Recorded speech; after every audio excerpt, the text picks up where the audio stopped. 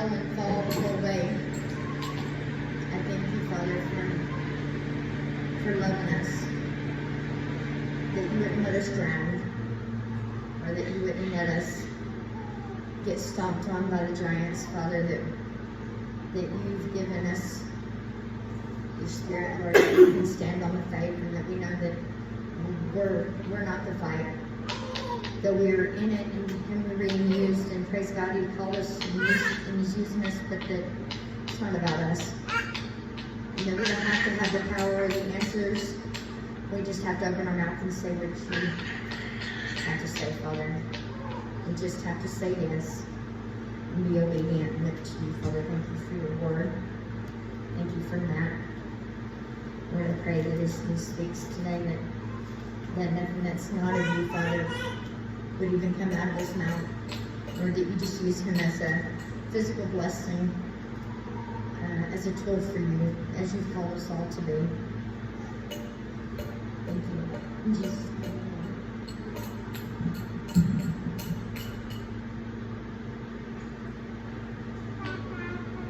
Shabbat shalom, everybody. All right, good to see you. Does it feel good in here? Nice and cool. It'll feel really nice when we get outside. All right. It'll feel really nice when we get outside. Yeah, it's actually nicer outside here. No, it is. You're right. But I've got all the electrical boxes. I've got all the electric wire. I want to try to find some time this week, hopefully, and get up here and get that plumbed in so we can get these two big ACs going. And they're also heaters, so it'll be a double whammy. Mo, are you throwing a fit?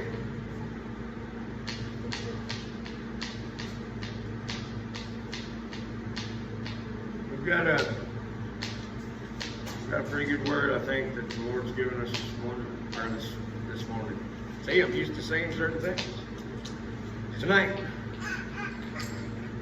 Oh, you're gonna stay over there. Let's go over here, buddy.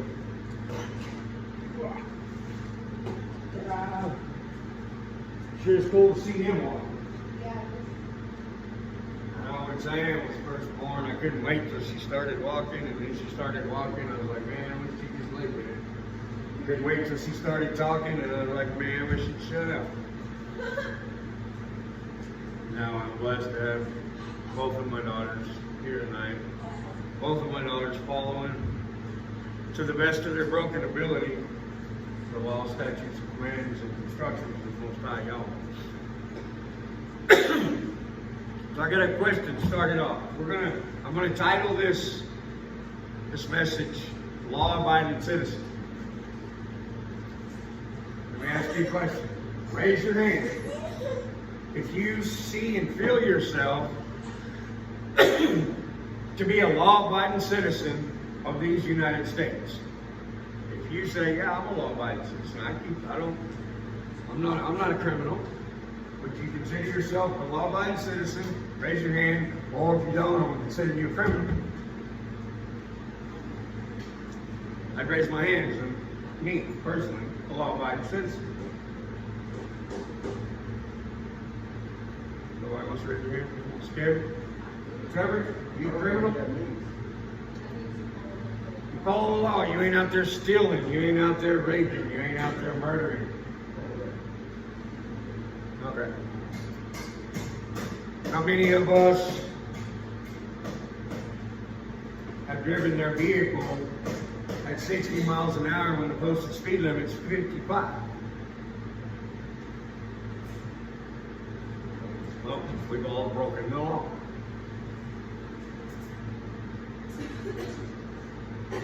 According to the United States laws and statutes, there's a standard for breaking that law if a police officer catches you in the act of doing so. There's a standard of what when he gives you a ticket, what that ticket will cost you. Because it's in our Bill of Rights, it's in our Constitution. Of the 27 amendments of our Constitution, that we are not to be given excessive bail for a criminal charge, or excessive fines, meaning for breaking the law, going 60 and a 55, there's a standard. It's probably around $130, $140. You're not going to be fined $10,000 just because the judge doesn't like you. There's a standard. That's called justice, right? We went over this last week. What is justice? Justice is blind. It adheres to the standard that's given. There is a consequence for when you break the law, according to that specific law. And other than Trevor, who's a criminal, everybody raised their hand when they said, I'm a law-abiding citizen.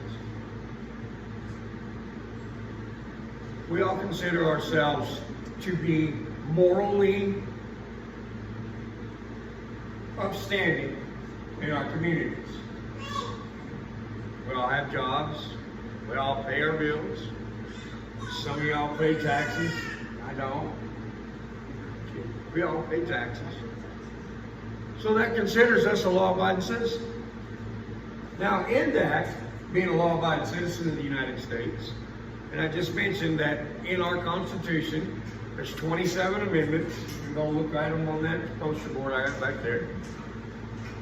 The first 10 of the 27 amendments is known as the Bill of Rights. How many of us, in knowing of that Constitution and knowing that there's laws and statutes that govern these United States, how many of us that raise our hand says we're law-abiding citizens will be upset that there's all these laws and throw a fit because, hey, we can't keep all these laws. No one can abide by all these laws. How many of us do that? None, right? I mean, very few. But yet when it comes to Yahweh's law, we flip the script. No one can keep that law. It's impossible. Only one man kept that law perfectly. And that's correct. Only one man has.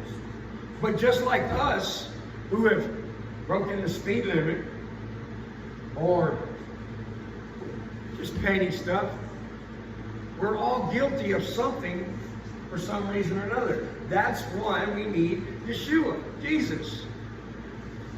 Because he went to the cursed state and he paid the penalty for the standard of us breaking Yahweh's law. That standard is, if you sin, sin is death, right?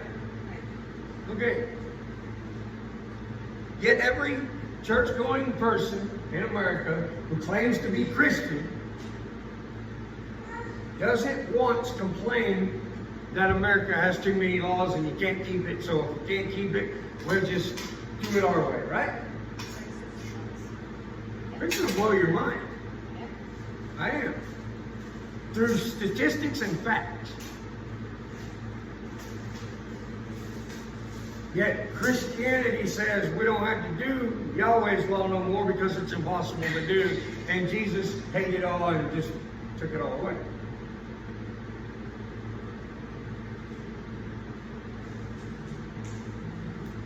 There are 613 Levitical priest laws that Yahweh gave Moses as they were in the desert to govern his people.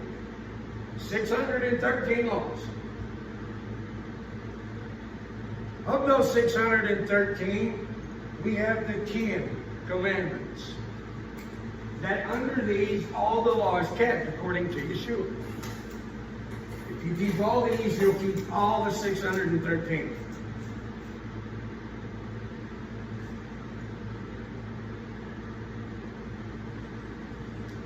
Well, in our Constitution, we have the 10 Bill of Rights, right? Just like the 10 Commandments. If we in the government abide by the 10 Bill of Rights, we'll keep all of the statutes in America.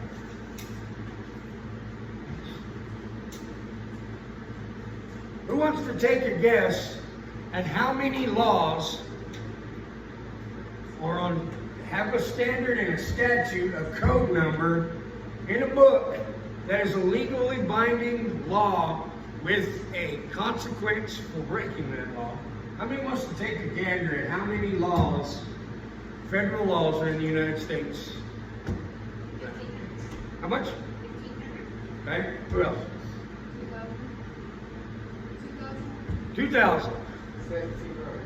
1,700. 1,700. 2,500. 2,500. What'd you say? 1,600. 1,600. Who wants to go $1? Because y'all all overbid, right? I mean, God forbid, there's 613 God laws. We can't keep those. How in the world could we have 1,500, 2,500, 2,700 American laws that we can't? Huh? Woo. Y'all are all so full off, it's not even funny. Since the inception of Congress, 115 sessions, biannual sessions of Congress, since 1789 when the Constitution was brought into existence. And Congress meets and they start making laws called the due process of law. That Congress has to, hey, let's make a law, let's come up with an idea. And then it goes to the House, Senate, and if all of them agree, then it becomes a law and a statute. Since 1789, 115 times, they meet to do these laws. Now, this ain't a one-day deal, it's over a period of, I think, 2 years, biennial. Of that, 115 times, each one of those sessions, between 200 and 600 laws are brought into existence for America. 200 and 600. Not bad, all right? They've met 115 times, do the math. That's 30,000 federal statutes that govern us in the United States. 30,000.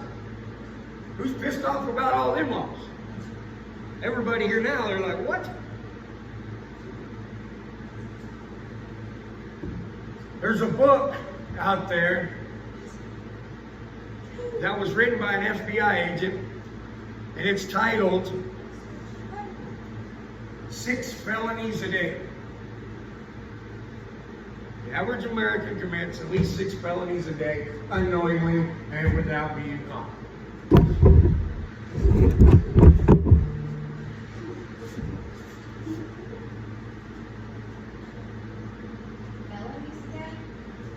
There's a book out there that says 6 felonies a day. I haven't read it, but some of the guys that I listen to have talked about it, and it's interesting.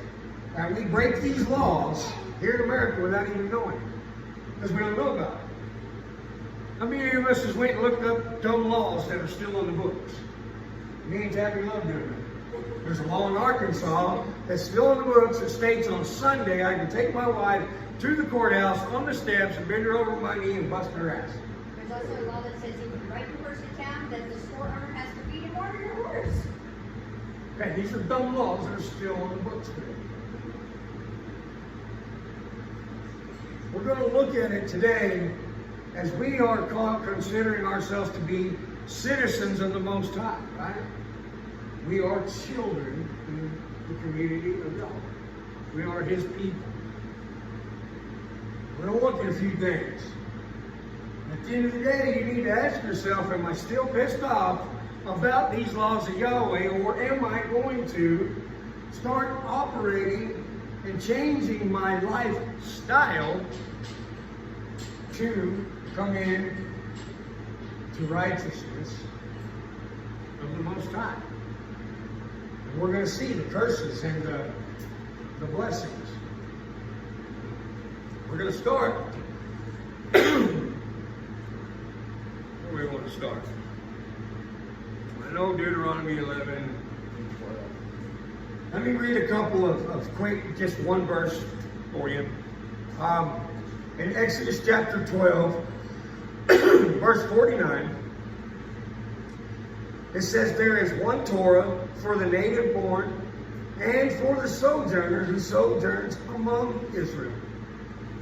All the children of Israel did as Yahweh commanded Moses and Aaron, and so they did. Okay, one Torah. What does Torah mean? Torah is law, but it's also instruction. See, you twist it up. When I say law of Yahweh, law of God, automatically people begin to get repulsed back. They're like, oh no, not no law. But when I say Torah, it doesn't have that same gut-hitting impact on someone, and they're more apt to listen. Because Torah is law, but it's also instruction. And so if Yahweh, in Psalm 24 says, I created all that is, and all that ever will be, it's mine, I created it. Well, if he created it, he gets to make the rules. Just like you at your home get to make your rules for your house. Whether I think your rules at your house are stupid is irrelevant. If I come to your house, I'm going to abide by those rules. Or I'm not going to be welcome there, correct? Plain and simple. Yahweh is saying there's one law, one Torah, for the native born, meaning those who are naturally born Israelites, of one of the 12 tribes, the natural born, but there's also the same law governing the sojourner, the adopted in. So Christians don't get to have the excuse, well, that law's for the Jews, when they first of all don't even understand what they just said, because Jew is only one tribe of the 12. Most people are negative towards Israel, towards Jews, without even realizing it. I mean, how does that sound when they say, well, that's for the Jews? That's derogatory. You know, it's talking down to. But Yahweh right here says there's one law for both. So even if Christians doesn't believe that they should be in the house of Israel, they still don't have no excuse for doing what they do. Right? I mean, that ends that excuse. One law for all. I don't care if you're black, white, brown, green, yellow, or orange. I don't care if you were born yesterday, today, last night, or tonight. It doesn't matter. There's one law because the lawgiver has given it. So let that sink in. 30,000 laws in America, and we're happy to try to keep those. Why? Because we don't want to go to jail, right? We don't want to get fined. We don't want to have property taken. We don't want the consequences, so we try to keep the law. Well, how come Yahweh's law says that the consequence of sin being breaking God's law, 1 John 3:4, that's the New Testament, the consequence for sin is death. Oh, Jesus came to do away with all that. When did he do away with all that? You need to go ask yourself that. Because in the Constitution we have 27 amendments. But one of those amendments had to be created to null and void one of the other amendments. I believe it was the 19th Amendment that was prohibition. And prohibition in the early 1900s outlawed the sale, transport, consumption, or otherwise of alcohol. Couldn't drink it, couldn't buy it, sell it. That was, I believe it was the 19th Amendment. I believe it was the 21st Amendment. Several years later, they had to have an amendment to make the 19th Amendment of prohibition null and void. It's a legal binding agreement. Once it's in the Constitution, everything has to fall under that. And you can't just erase it. Something has to be created to take it away. Well, it's mimicking what Yahweh's law is. Because Ephesians 2:8 says we're saved by grace through faith. What is faith? Faith is the substance of things hoped for and the evidence of things not seen, right? Hebrews 3:4. What's wrong with you? Hebrews chapter 1, verse 1. Faith is the substance of things hoped for, the evidence of things not seen. Romans 10:17 says, faith comes by hearing, and hearing by Yahweh's word. Yahweh's word, it's a standard, the Torah.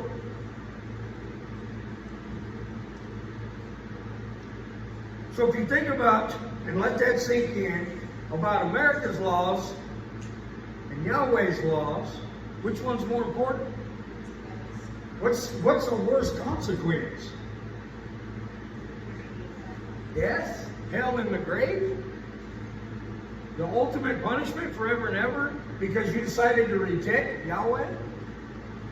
Remember last week we read in Luke 15 when Jesus said, Yeshua said, if it wasn't for me coming, y'all would have an excuse to break the law. But since I've come, you no longer have an excuse to break the law. Yeah, but aren't you going to go and do away with the law of Jesus? And that's what Christianity says. That's what the enemy has implanted in the church from way back to begin getting the people to go sideways. Why did Yeshua call the priests of his time vipers? A brood of vipers, snakes. Why did he call them that? Because they had gotten so far off what Yahweh's law was, what Yahweh's command, what his instruction was, that they had to be re-corrected. Ask yourself this: are you willing to be disciplined and corrected by Yahweh? Are you? And if you say yes, your answer is yes, well then there's something that needs to be done. Is he correcting you? Or is it a free-for-all, you do what you want? That's something to ask yourself. Last week's message title was Logic of the Illogical. Right? Those who are here, those who watch online. What is logical about Yahweh's law in the Torah saying this is a law forever throughout all generations? Then right here we read in Exodus 12:49 claiming that the law covers everyone. They're all bound by the same law and consequence for breaking that law. And Yeshua coming in Matthew 5 saying that I come not to abolish the law and the prophets, but to fulfill the law. Heaven and earth shall pass away before one jot, one tittle of the law disappears, right? Jesus said this. So what's logical about having a faith, they come by hearing, hearing by the word of God? What's logical about saying the law's been done away with when Jesus has said these things? I'm coming not to abolish, but to fulfill. What is fulfill? The word is plerao in the Greek, meaning to become, to embody. John 1:1 says, in the beginning was the Word was God, and the Word was with God. Meaning Yeshua was in the beginning. All things created were created by Yeshua. Look at 3. Yahuah, Yahweh, God, El, is the essence, the being of God.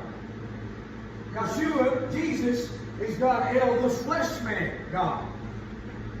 And the Ruach HaKodesh is God, El, the breath, the spirit, the being of Yahweh. Okay, there's not 3 separate gods.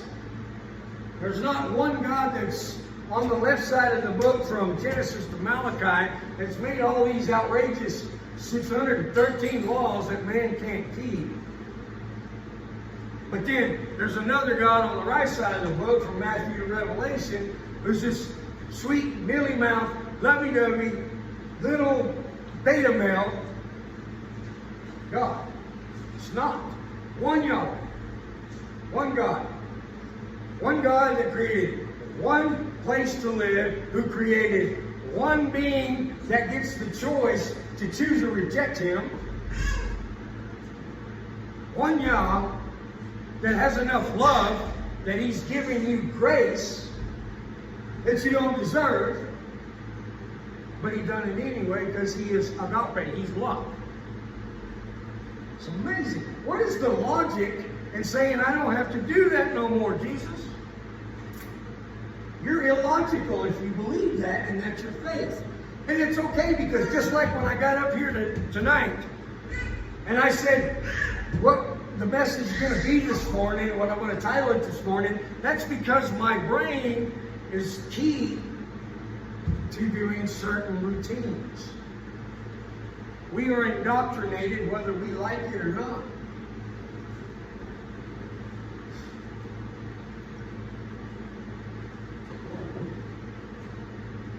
Life's daily routines offers up the opportunity for positive and negative lessons. Everything we do in life.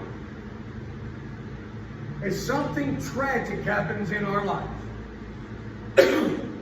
sad and tragic as it may be, we are afforded the opportunity in that tragedy to come away with a more grown spirit, a more mature spirit, because there are certain aspects of that tragedy that we can take away and bring it into positive.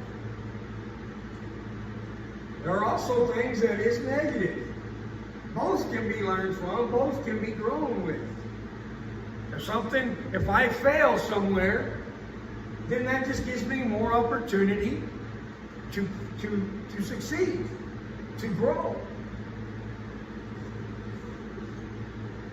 Yahuah passed and succeeded at everything he came to do. There's no failure in Yahuah, right? We'll all agree on that. We'll even agree, all of us, Christianity, will agree that Yahuah, Jesus, is our living example. What is an example? What if you have a big brother and you want to pattern your life after big brother? He's your example, right? If he sneaks out at night, steals mom and dad's car, and goes hangs out with the fellas and drinks, when you get to that age, aren't you going to want to do the same if you pattern yourself after big brother? It happens a lot. But if big brother is doing positive things, and you want to pattern your life, you're going to pattern your life after positive things. Well, Yahuah is our standard of what we are to strive to achieve. And if he kept the Torah perfect, why do we want to kick that in the balls and say, no, I don't have to? But we agreed he's our example. We agreed that we can keep America's laws. May it be all 30,000. Good luck. But when it comes to Yahweh saying, hey, I love you, I'm giving you grace, that divine influence on your heart to look for me, because of the mercy I have, unmerited favor. But Christianity says grace is unmerited favor. Well, then what's mercy? Is it unmerited favor, unmerited favor? Is that how they would break down that sentence? God give us grace and mercy, unmerited favor, unmerited favor? That makes no sense. How about Paul and the thorn? Paul said, remove the sword from me, Yahuah, please. It's killing me. And Yahuah says, no, my grace shall be sufficient for thee. My unmerited favor will be sufficient for you to deal with that thorn in your side? Well, maybe we get the definition right. Grace is the divine influence of your heart to seek out the Most High. And so when Yahuah said, my grace shall be sufficient, that was the definition, being divine influence on Paul's heart to keep focused on Jesus, not the thorn. Hey, how about that? Told you it's going to blow your mind tonight. In my garden this year, it's really taught me a whole lot. Spiritually. From the time I got the rototiller and started tilling the ground and breaking the ground up so I could begin to plant. And making straight rows and remembering the passage that Jesus says, any man who looks back when he's plowing is not fit for the kingdom. I understood that more in a spiritual way, finally. Because if I'm plowing and I look back, I'm probably going to go crooked. But if I stay focused, I might get a little crooked, but I'm still going to hit my mark. That's why Yahuah says, any man that looks back is not fit for the kingdom. That makes sense to me. Well, after I planted my seed and began to water it, it made more sense to me that in Acts when it says that God gives the increase. Apollo plants, but God gives the increase. I planted a bunch of seeds that didn't come up. I had to replant a couple of rows of things because the plant didn't come up. I realized it's all Yahweh. He's going to give the increase. He's going to grow my plant. All I can do is put the seed in the ground. Meaning, all I can do is speak to everyone that will hear me. Speak to the best of my ability the truth that's in this word. God gives the increase. Yahuah gives the increase. He will give you the grace and the divine influence to seek out, first of all, is Matt telling me the truth or is he lying to me? And second of all, seek ye first the kingdom and his righteousness, and all things to be added. The truth will make you free, and who the Son sets free is free indeed. John 8:32, John 8:36. It's all about Yahweh and his way. And when the scripture says anything you pray and ask for, after doing these things, the Most High will give it to you. We've come to the understanding that, hey, when I'm walking in faith of the Most High, I'm not going to ask for a Ferrari. I'm not going to ask to win the lottery. Because that's material things. It's all going to pass away. I'm going to ask for that broken soul to be touched by the Ruach. I'm going to ask that he gives me a more sharper understanding of the word that I read and answer the questions that I have when I read something that I go, what? Those are the things that I'm going to ask for because my heart's lined up with his. Just like the marriage that me and Tabby have. She's not going to do anything that's going to jeopardize the marriage. Neither am I. So why are we not that way with Yahweh? When he tells us, in the end I will tell thee, depart from me, for I never was intimate with you, because you're a worker of iniquity. Why do we not take that to heart?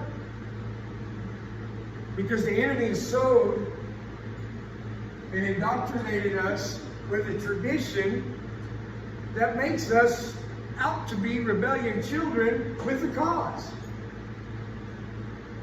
And we've justified our rebellion in the church today. Why? Because it's just what Grandma and Grandpa did. That's what the pastor says. Most people never open their books. They just, whatever the pastor says, they're going to regurgitate out there. And how many people does that create weeds with? Bringing me to my next part of the garden. I've tilled the ground. I've planted the seeds. Yahweh's giving me the increase. My plants are coming up and they're beautiful, but amongst them are weeds. And these weeds are in the ground right beside them, sucking up the nutrients of the soil that my plant needs to make fruit. So what do? I pluck the weed out, right? Logical. There are also weeds whenever my corn first started coming up. There's a weed called crabgrass. And when they started growing up, I couldn't tell the difference between the two. So I literally had to let the crabgrass grow a little bit and the corn stalk grow a little bit so I could find the difference and get rid of the crabgrass. Because I'll tell you what, that crabgrass gets in there and it takes over everything. Today's Christian church, going back all the way to 70 AD, started by the Catholic Church, that was what? Catholic means universal, has become so corrupted that it's hard to tell the difference between the crabgrass and the corn stalk. Because the enemy is what? He's a counterfeiter. If I'm going to counterfeit a $100 bill, I'm not going to go and make it look like monopoly money, right? That's not going to work. I'm going to go make it look as close to the $100 bill or the dollar bill as I possibly can to counterfeit it.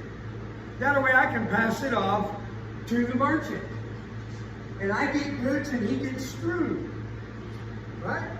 That's counterfeiting. That's the same thing that's going on in the church and has been going on in the church, but they look so similar that the enemy has just taken and moved a few little words here and there and twisted it, that it sounds great. And it sounds great that Yeshua come, died for me. He paid it all, and now I don't have to do anything but say, yeah, I believe in God, and then go live it my way. Which is churchianity today.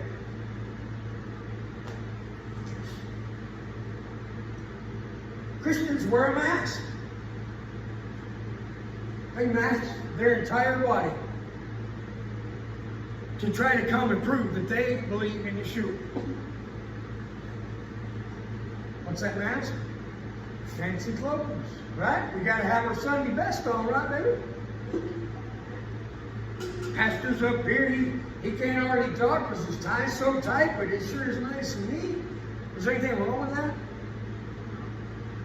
But is that how you dress all 7 days? Or only for Sunday and church day? The Lord's Day. People in the pews sitting there all fancy. Wash their car just to pull into the parking lot. Husband and wife hasn't got along for 8 months, and they said a nice word to each other in 8 months, except for when they walk in the church house door and they hold each other's hands, smile and kiss each other, so nobody knows there's a problem in their marriage. Because they want to look perfect, because they have their mask on, because they want to be fake. Not because they want to, it's because the enemy has sowed that seed in their mind that has caused them to be corrupt.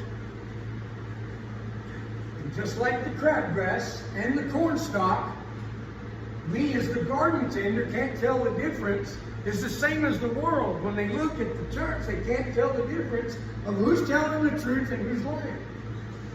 How many people's heard the phrase, there ain't no hurt like church hurt? Meaning that when you get hurt from a church assembly, it's deep. It's like your best friend cheated on your wife and stabbed you in the back, stole all your money out of your bank. It's hard.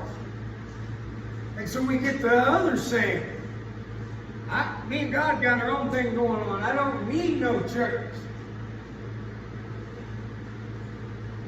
We get all these lies. Remember Empire lies? We get all these things that are taught to us and indoctrinated in us until we begin to regurgitate and we begin to believe them.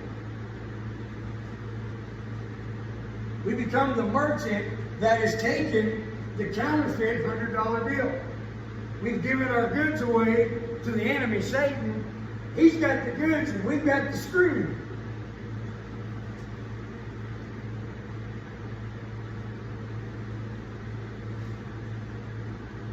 Imagine someone buying a piece of property with a house on it and paying cash for it with all counterfeit $100 bills.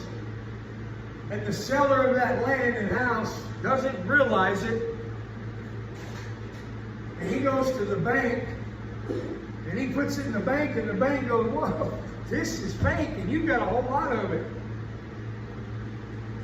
Now you receive stolen property, it's close to embezzlement, now you have charges brought against you, and you lost your property because you've done stupidly signed your deed over to the guy that gave you the money. And all he's got to do is say, I don't know, that was real money when I gave it to him, I don't know, maybe he swapped it out. You can't prove that I had it. So now he's got the property for nothing, and the guy that sold the house is now going to go to jail. And he's lost his property. That's those who sit in the pews. That's those who claim to believe in God, but then go live life their way. You've lost your deed. Not on your merit. Right? We can't gain or lose our salvation, right? No. But you can choose to reject it. You reject it from the beginning. Because you believe the empire of lies rather than the truth that makes you free. What is truth? Remember Pilate asked Jesus, what is truth? Well, in the world, truth is fluid. It's irrelevant. Truth has a way of breaking and swapping and changing courses for no rhyme or reason, depending on who has the most military and financial power. History is written by the victors. Those who win the war, history writes that they were in the right is why they went to war. The other guy was in the wrong and was evil and wicked. That's what history says. Why? Because the victor writes history.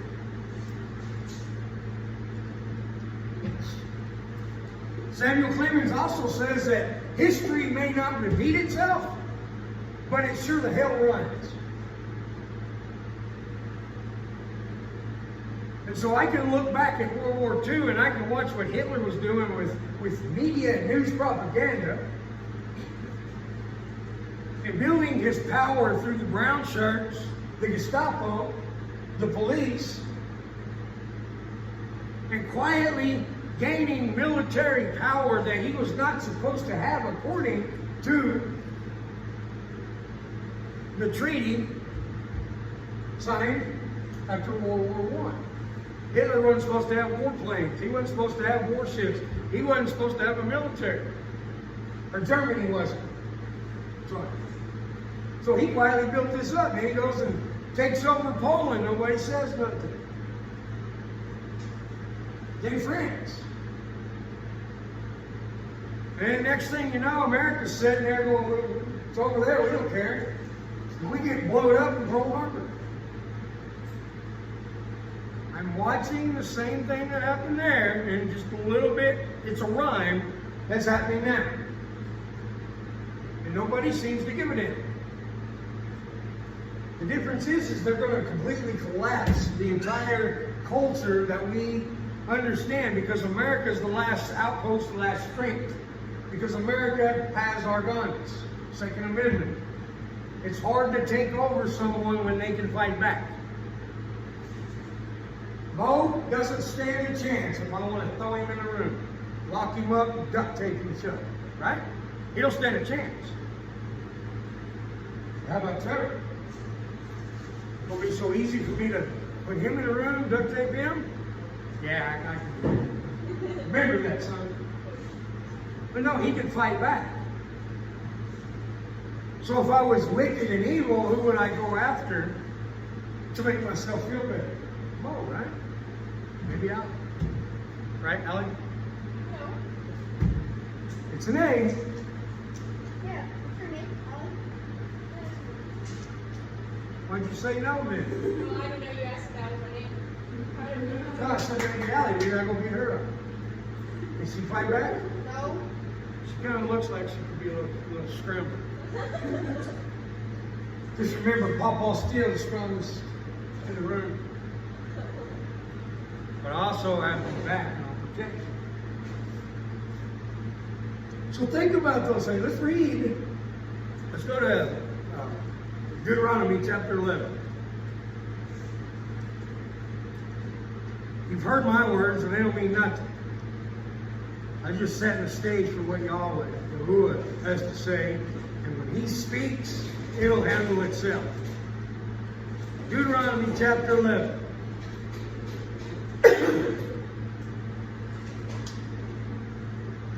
Pastor Man always reads out of the Old Testament.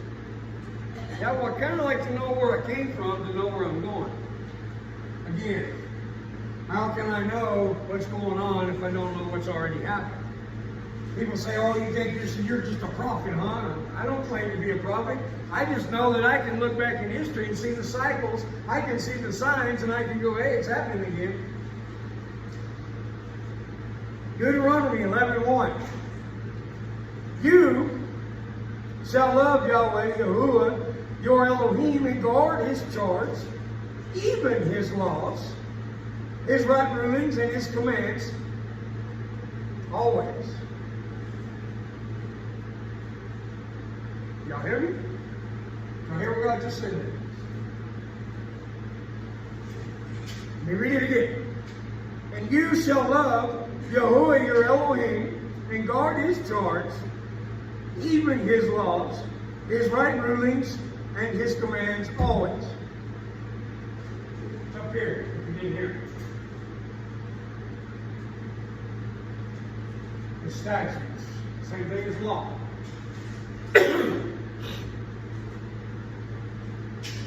You, right? You is you, right? You's not missing some of y'all. You going somewhere else? No, you is you. Always. What's always? Every time, right? Well, unless you have a twisted theology, then that last word, always, can be sometimes or never. And his commands, sometimes, if you feel like it, if it fits your way. No, always. Verse 2, and you shall know today, for it is not your children who have not known, and who have not seen the discipline of Yahuah, your Elohim. His greatness, his strong hand, and his outstretched arm. Now, when we read in Scripture, his strong hand, know that that is his hand of justice. His left hand is the hand of mercy and grace. So his outstretched hand is the correction, the instruction, the discipline that Yahuah brings. And what did that verse just say?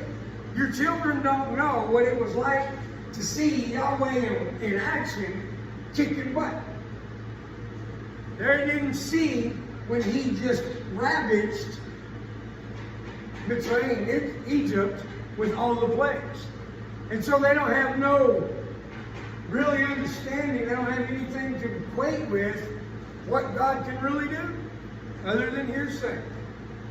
We're in a time, we're in a generation of the same situation.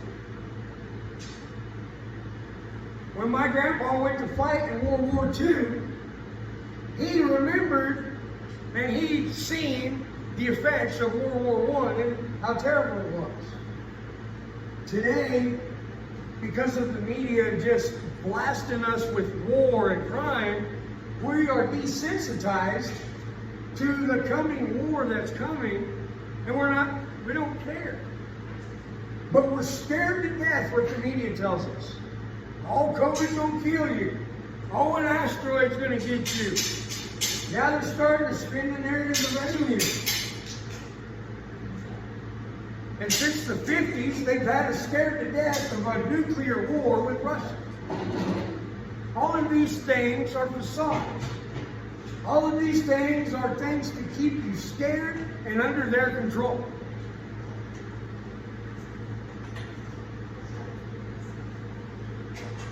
So take heed to verse 2. You shall know today, you shall, for it is not your children who know and who have not seen the discipline of Yahuah, your Elohim. They haven't seen his greatness, they haven't seen his strength, they haven't seen his strong hand and outstretched arm. They haven't seen it. So all they do is take your word for it. Now you have an opportunity to twist it and make God, Yahuah, something he's not. See what's going on here?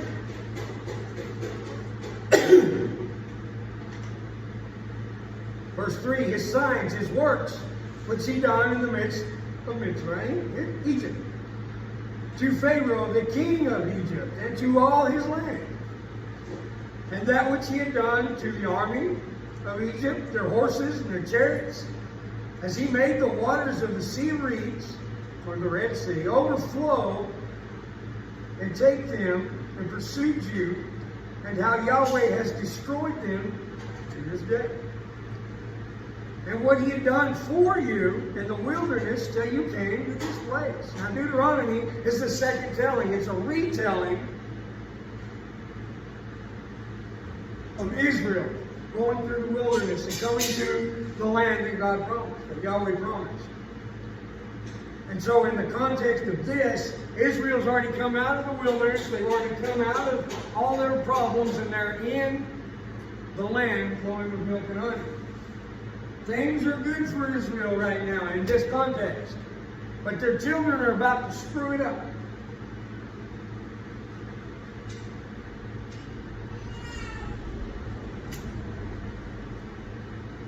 Verse 5. And what he had done for you in the wilderness till you came to this place. They have not seen what he did to Dathan and Abiram, the sons of Eliab, the sons of Reuben, when the earth opened its mouth and swallowed them up in their households, their tents, and the living creatures that were in their possession in the midst of Israel. Okay, now what they're talking about there, if you go look in Numbers, it's when Korah began to try to overthrow Moses as the leader of Israel. And Yahweh come to Moses and said, say these things.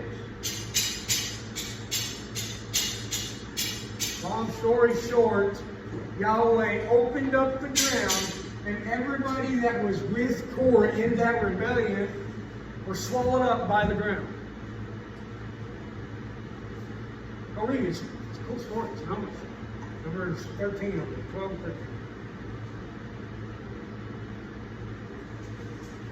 So in the context of this chapter, we're getting to see the difference between a people who have actually seen Yahweh in action, the power of Yahweh, the awesomeness of Yahweh, and the warning to the children that haven't seen it.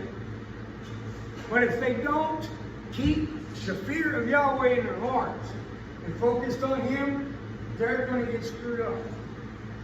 And then they're going to screw their children up. And their children, before you know it, God's going to have to come back and exact His discipline and correction. That's where in Revelation 19:11, when Yeshua comes riding on a horse out of the clouds, with a name on his thigh written that no man knoweth, and a sword protruding from his mouth to destroy his enemies and reclaim his people. That'll be the final correction.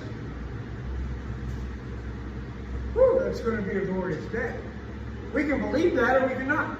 We can believe that 16 billion years ago, nothing existed. Nothing was there. And nothing exploded and became something.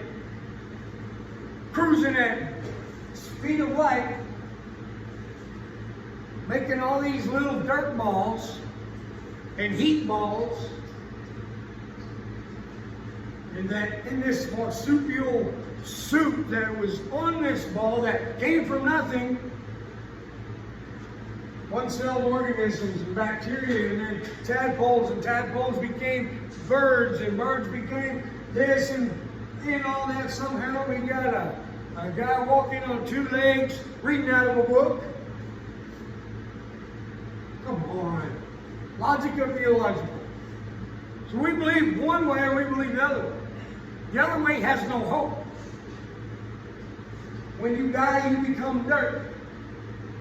I mean, who can tell me the difference between soil and dirt? Huh? Woo! Why? It's dead, right? How'd you know that? You've been doing some studying, haven't you? Very good. Soil is considered alive. It has nutrients. It has things for plants to grow. Dirt, dead. Nothing. Put a seed in it, may as well put a seed on a saucer. There's a difference.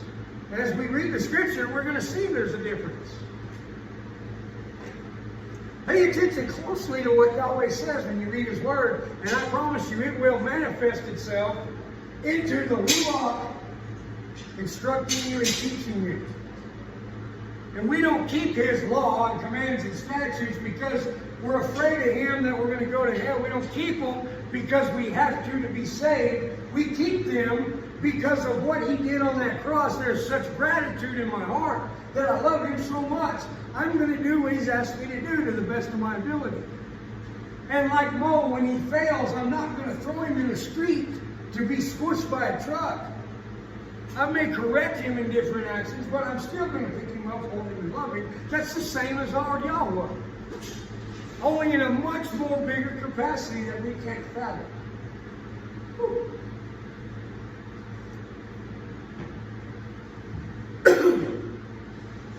For yours are the eyes that saw the great work of Yahuah, of which He did.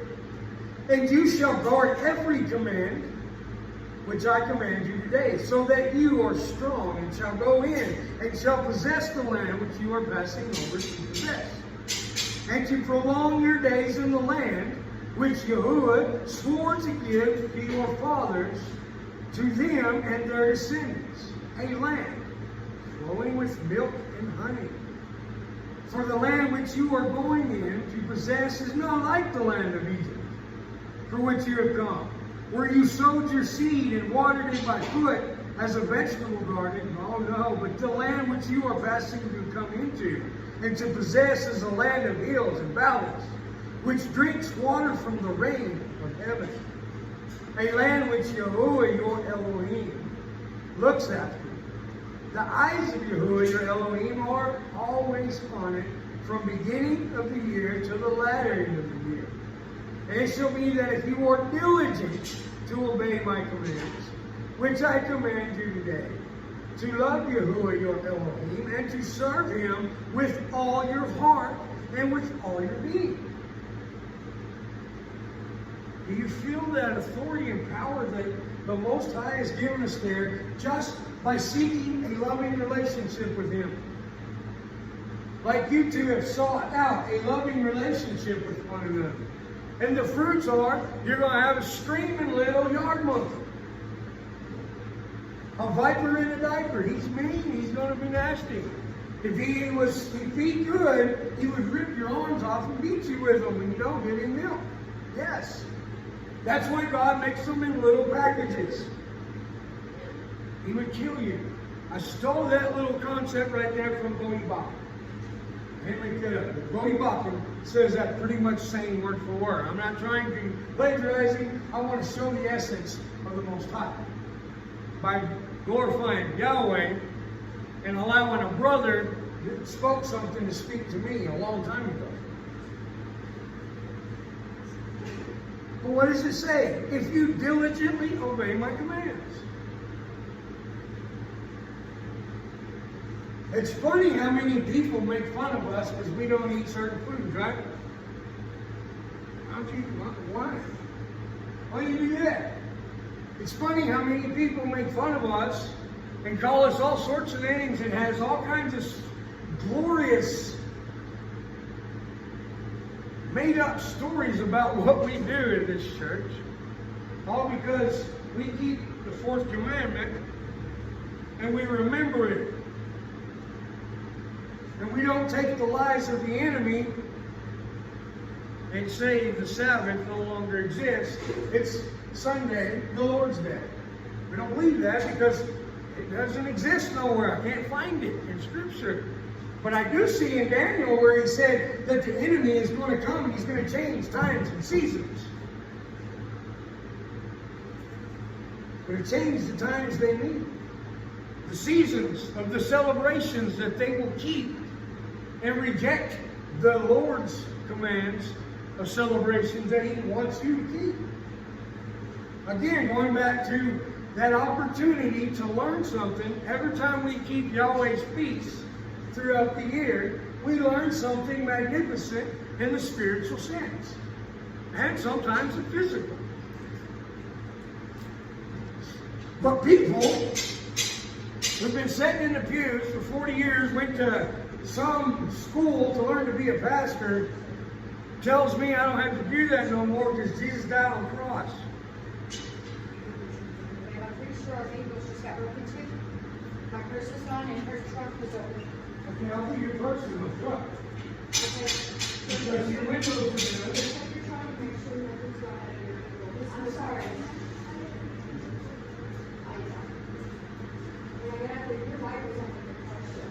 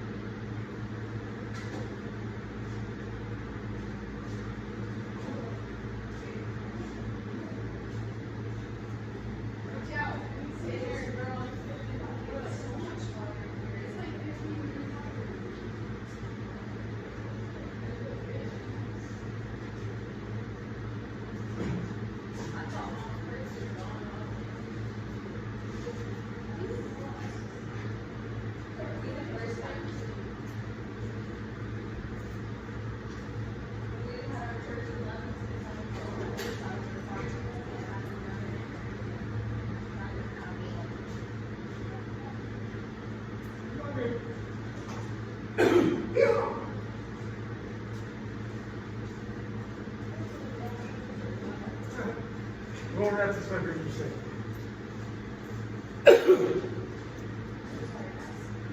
Okay, false alarm, everybody. But that was I forgot to tell Tabby she left her car unlocked, and I don't know how to lock it. And so I see her purse sitting in a seat, and I was like, no. And I went and put it in the front seat of my truck and locked it up. And she was meant to get her charger, and her purse was gone, her lights were on in cars. And so, yeah, always bring that to our attention. See, that's being observant. So I'm glad there's a false alarm because we was at a church, teaching, right? We was at class in Lovington several years ago. When we come out, her purse was gone out of her car. She had her gun in the purse. It was in that little pouch. Anyway, we found the purse, but we didn't ever find the contents. We give the serial number of the pistol to the police, but it's never been recovered. They said they hardly ever recovered anything. But anyway, you think she will learn that time. We have to be observant. We have to be diligent. What's Yeshua say?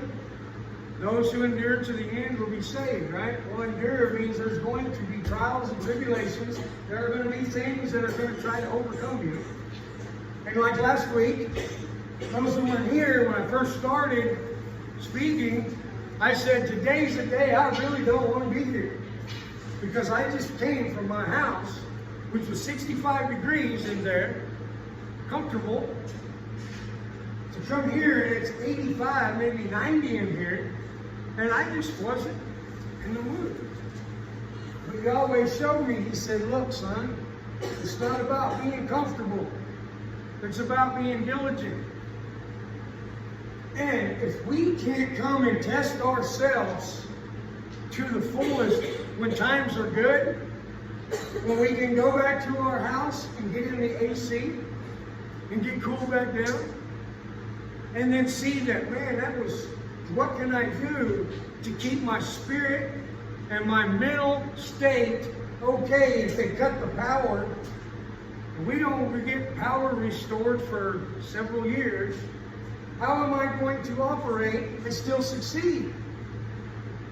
So why don't we try and test ourselves, improve ourselves when things are favorable? Then we can see where we're weak and we can see where we're strong. And I can see where Trevor's weak and strong, and I can help him in his weakness, and he can look at me and see my strength and my weakness because he knows me well, and he can cover my weakness.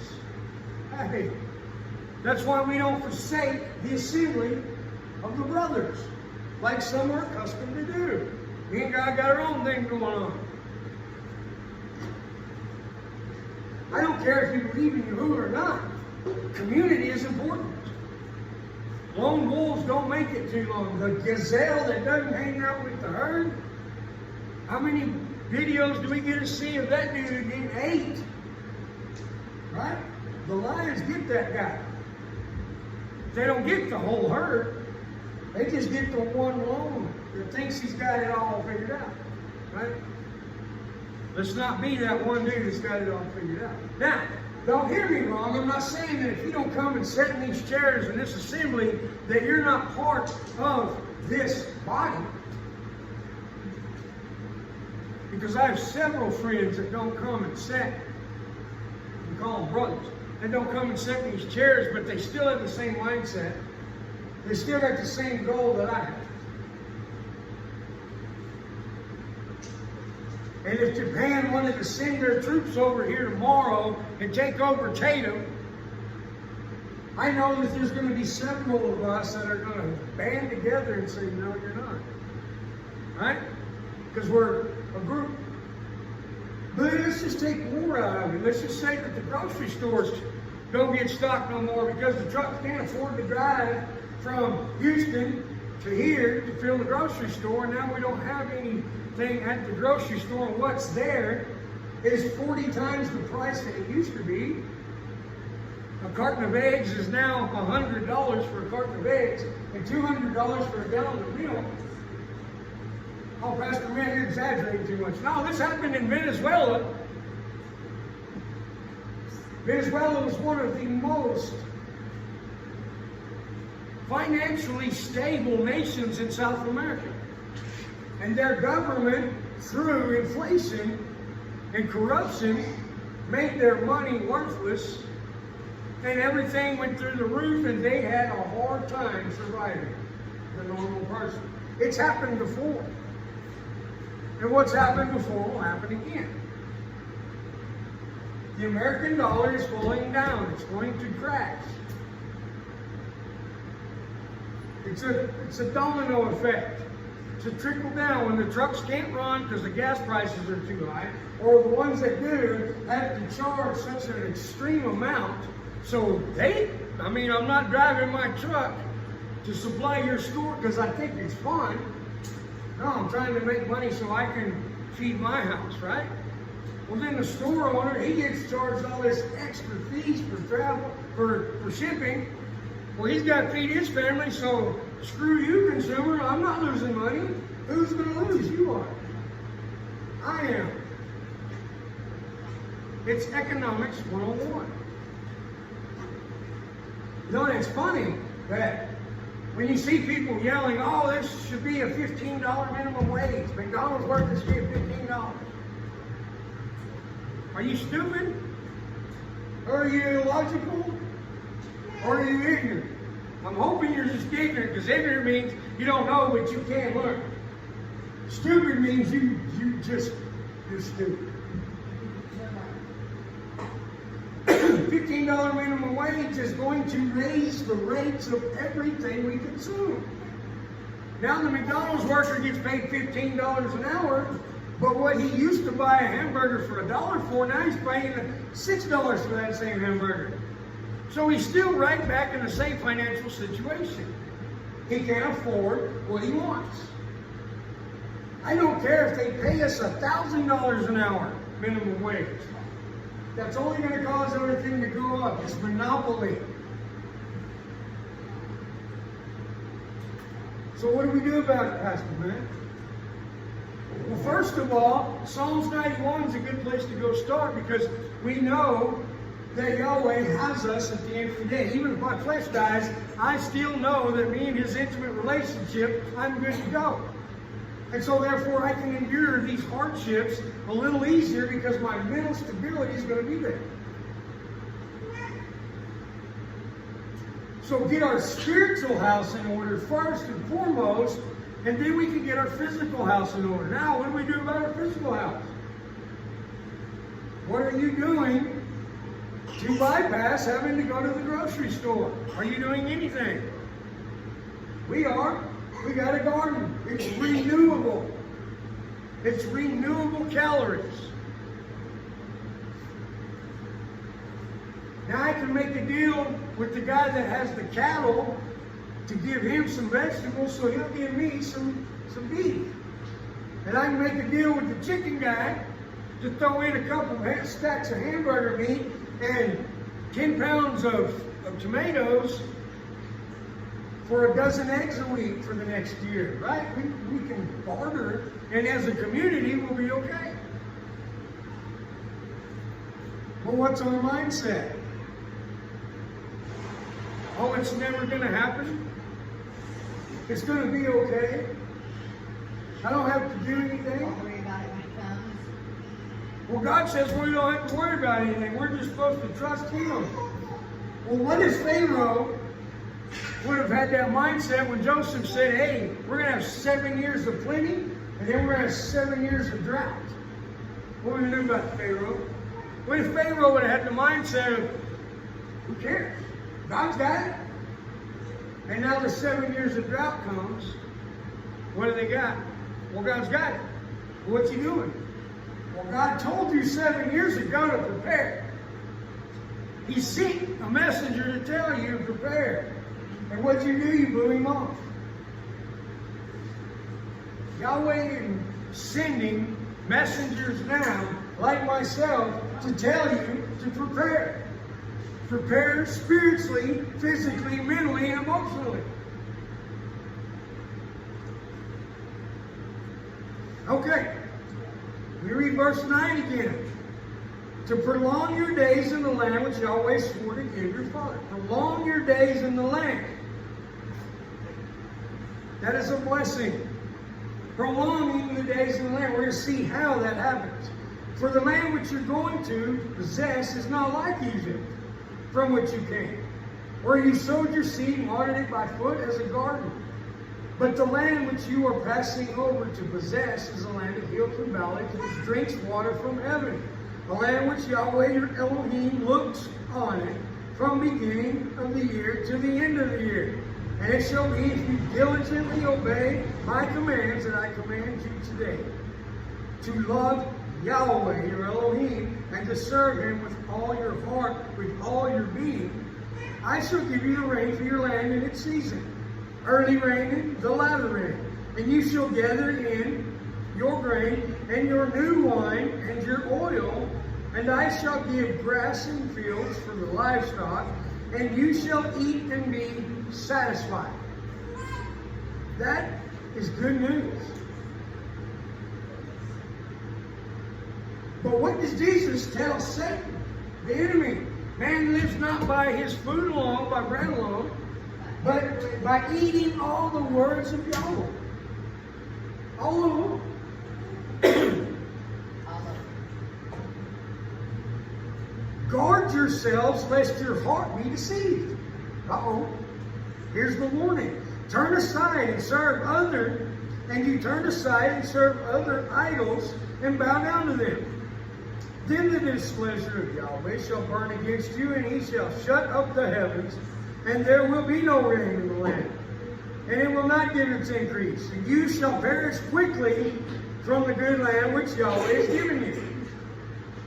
You shall lay up these words of mine in your heart, your being, and shall bind them as a sign on your hand, and they shall be frontlets between your eyes, and you shall teach them to your children, speaking of them when you sit in your house, and when you walk by the way, when you lie down, and when you rise up. You shall write them on the doorposts of your house and your gates, so that your days and the days of your children are increased on the soil of which Yahuah swore to your fathers to give them, as the days of the heavens on the earth. For if you diligently guard all these commands, which I command you to do it, and to love Yahuah your Elohim, and walk in his ways, to cling to him. That's interesting. Cling to him right there. That's the same phrase that is used in Matthew about a husband and a wife being brought together. And they are cleaving to one another. They're clinging. It's like welding two pieces of metal. What Yahweh put together, let no man separate. That's in Matthew. That's New Testament. Christians, where do you think Jesus got all the words to say? He didn't say nothing new. He said what was already said in the Old Testament. What we consider, what we are so used to and accustomed to call the Old Testament. This is the Tanakh. The Tanakh is the Torah, the prophets, the Psalms, Proverbs.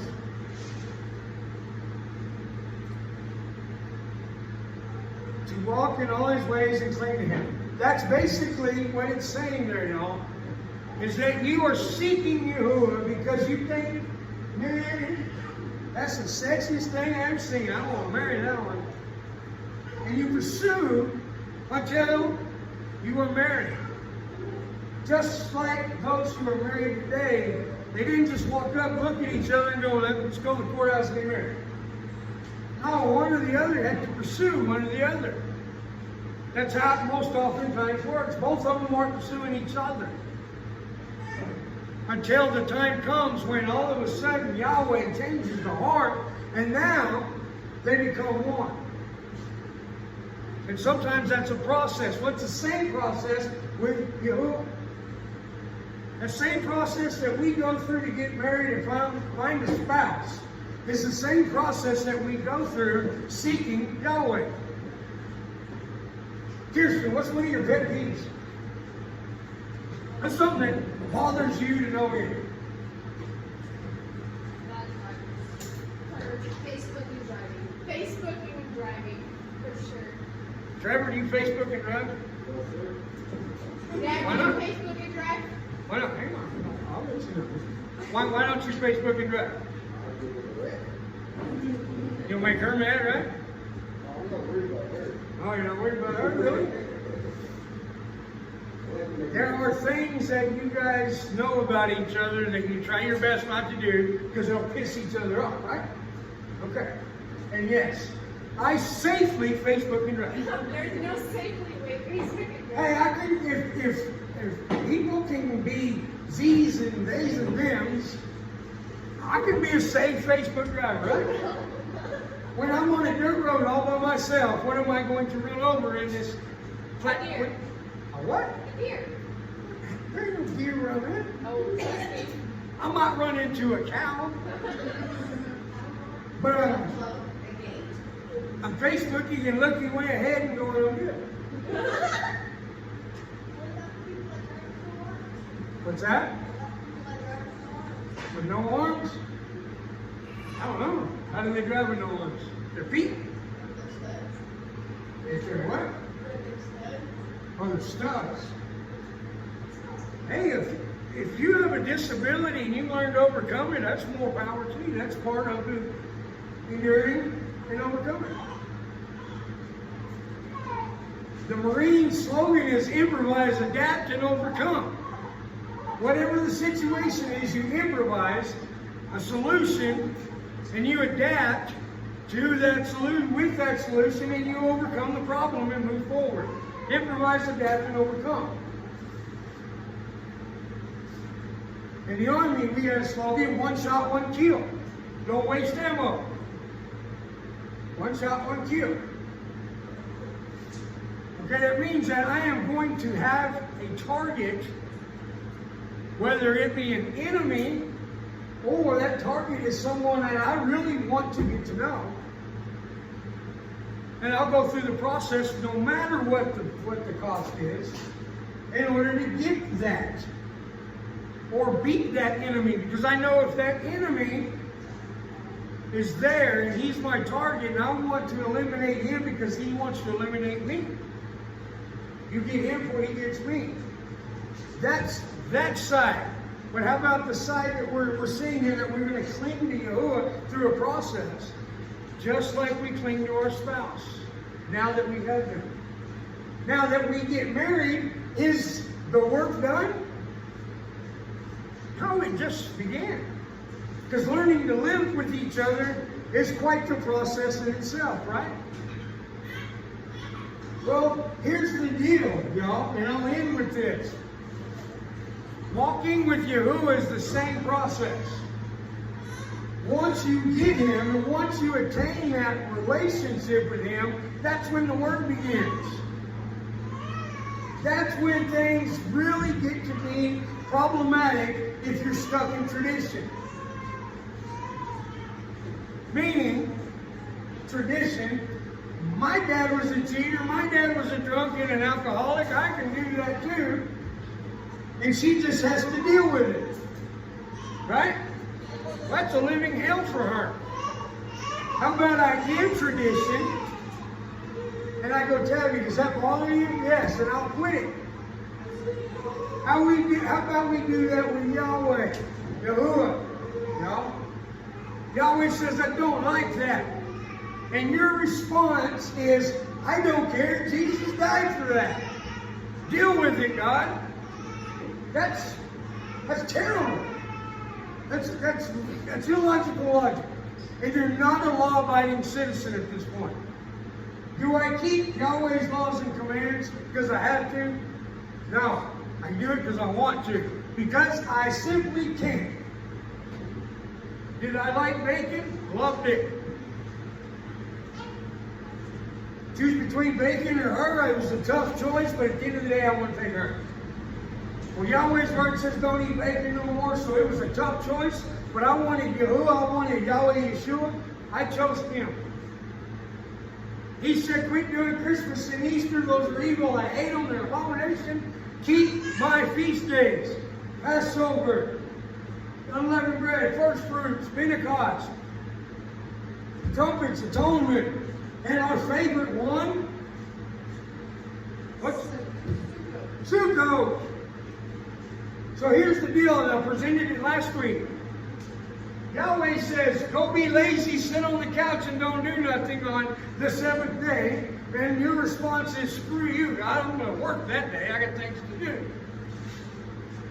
But you were lazy Thursday and Friday and it didn't bother you because it was on your terms. Well, Yahweh says, do it, and you say no. That's rebellion. And rebellion is that of witchcraft according to 1 Samuel 15. So Yahuah tells us, go be lazy, y'all. Don't do nothing on this day. Can you do it? Is it in your ability to do that? Yes. What's your tradition say? No, we don't do that. We do it on this day. We're going to do what we want. Go look at Exodus 30 when the Israelites made the golden calf. Look at that story, that account, and hear what God says. God told Moses, get down off the mountain, they're acting foolish. They created an idol, and they created a day of their own celebration, and they did it in the name of Yah. And Yah said, I hate that. And for that, tell everyone, they'll cross this line, the Levites, take their sword, go kill one of their family members, one of their friends. That's the consequence. That's not fair. Well, God said don't do it. It's the end of the story. Well, Yahweh's telling us the same thing in the same fashion as we're living in today. Keep the Sabbath. Don't do Zeus's birthday. Don't do sun worship. And keep his feast days. And you'll learn something from it. Has anybody learned any damn thing about the Most High celebrating Christmas? Name one spiritual, oh, we get the good things. Yeah, but a month before that, you were beating an old lady down so you could save $2 on a TV to give it to someone. Tell me you really believe and have the spirit and the love of Yahuah when you're acting like that.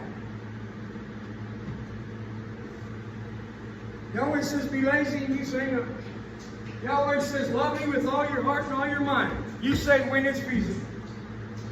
Yahweh says not to have any idols, not to have anything that will come in between you and his relationship. You say, well, depends on if Matlock's on the day. All you young guys are like, what's Matlock?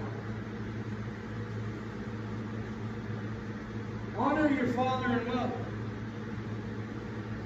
Father and mother's this word. I've done teachings on this. Don't kill, don't murder, don't have apostasy, that adultery, that's apostasy to Yahweh. But it also equates, see, we're looking at a relationship of marriage with the Most High, and so adultery is against him, or it can be against your spouse. Don't steal. Don't bring a false witness, and don't lust after your buddy's big old four-wheel drive. We can get these. We got from number 6 down to 10. Well, because part of it's in man's law as well. Now, I don't want to go to jail. You can keep those, but screw those, right? Jesus did away with it. That's illogical logic. That's rebellion. That's hate to the Most High. Do you love him or not? If you love him, keep his commands. New Testament, John 14:15. Yeshua himself said it. Yeah, but get the yeah buts out of your life. Get your head into this word. Latch on to every single word that he's telling you and be willing to take the correction that Yahweh has. Because like a parent, I can gently correct Mo, or I can be harsh with Mo. As he grows up, the punishment's going to be a little more harsh, a little more severe, right? Same with us, with the Most High. It's going to be a little more severe. The more we rebel, it's going to be a little more severe. What do you wish? For him to tell you don't do that, you say, yes, sir, got it. Or for him to say don't do that, you say, ah. And then the consequences are severe to you. I suggest you continue reading on through Deuteronomy into 12 and 13. I was going to today, but it's going long. Mo doesn't want to be here no more. Don't play the mountain. Everyone who comes to this assembly or watches it online knows that the message that the Ruach has given me might go 30 minutes, it might go 4 hours, right? I'm not going to stop till he tells me it's time we can stop. You trust me, I know. Let's pray. Father, we graciously thank you